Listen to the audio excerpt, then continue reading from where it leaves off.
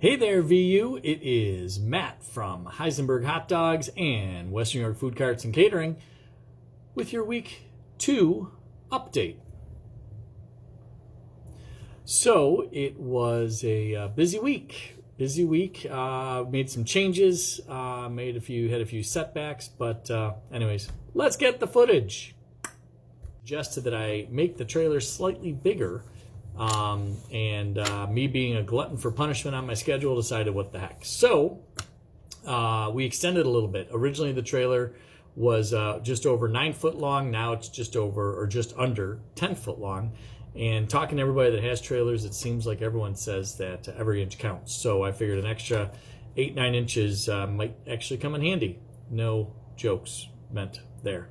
Anyways, while I was tied up with that, the good news is the windows came in, and thankfully, where I'm doing my build also has a forklift and a forklift operator who was nice enough to get them into my build site for me, which was great.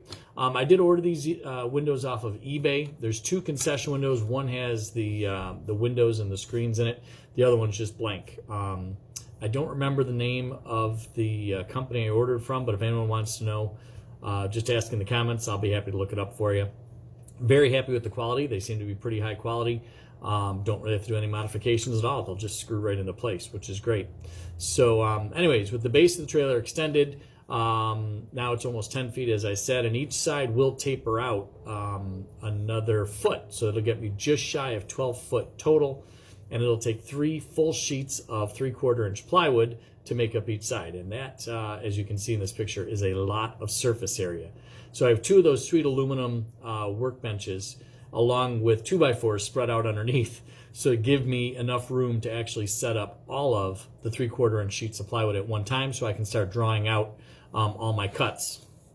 It was also at this time, as a quick side note, that I realized that there's a little lip on the trailer from the wall to the floor, and that would mean that the 1/2 inch plywood I was going to put down would have a little bit of a gap that I didn't want. So grabbed a sheet of the 1/4 inch plywood, applied that waterproof mix to it, and needless to say, now there's no gap.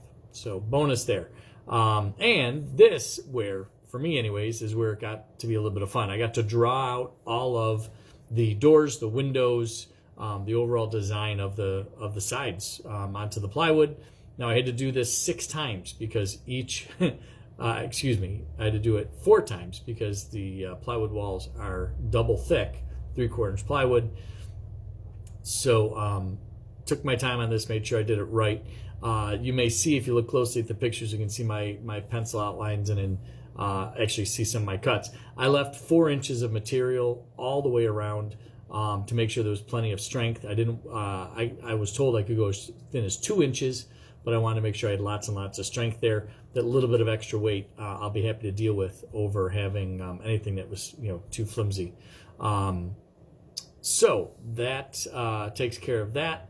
There is when I did the plywood, I had to figure in the fact that it was 3 sheets of plywood across, but when I go double thick, I wanted to overlap the seams. So the way I laid it out the second time was a little bit different.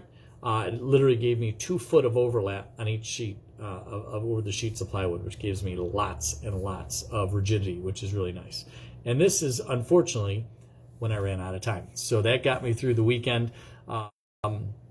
You may recall, as I said in my last video, I was hoping to get a little bit ahead of schedule and get everything glued and screwed and get the walls up in place.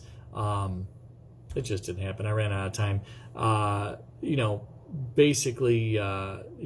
We made some changes, we did some different things, and although I'm still on schedule, it didn't let me get ahead of schedule. So from a budget update, really didn't spend a lot of money, a couple $100 for the welder, and my grand total is still well under $5,000. I do have, it looks like I might have 5 or 6 sheets of plywood left over, and that stuff wasn't cheap, so that'll bring my totals down a little bit. I'm hoping to get those returned in the next couple of weeks once I know exactly what I have. And then onto the time frame. Again, nothing new here. My original goal was 6 to 8 weeks. I really thought I could do it in 6. My wife made sure I built in 2 extra weeks for a little bit of a buffer. So starting the first week in February, this would put me into the last week in March, first week in April. I think the 31st is right around Tuesday, Wednesday. So it would be then. Quick rundown. So Monday, I basically lost to the welder, having to cut all that stuff off. I also picked up the metal and everything for the extension, which he did on Tuesday. Then I had to paint, prime and paint. Was it 5 coats or 6 coats with some sanding in between? So that was kind of my Tuesday, Wednesday. And then by the time I laid everything out, that was by Thursday. My Friday, Saturdays were all cuts.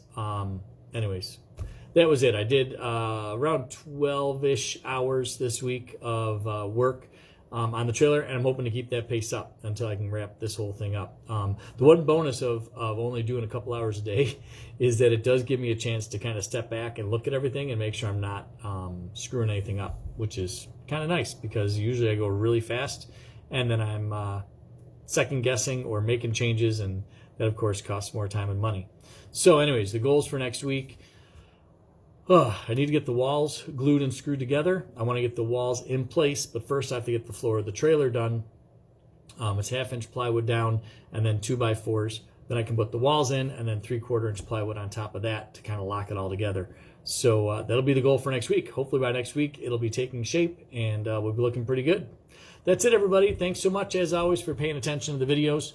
I also want to thank those that urge me to do the videos, since this is making sure that I am really pushing and getting this thing done.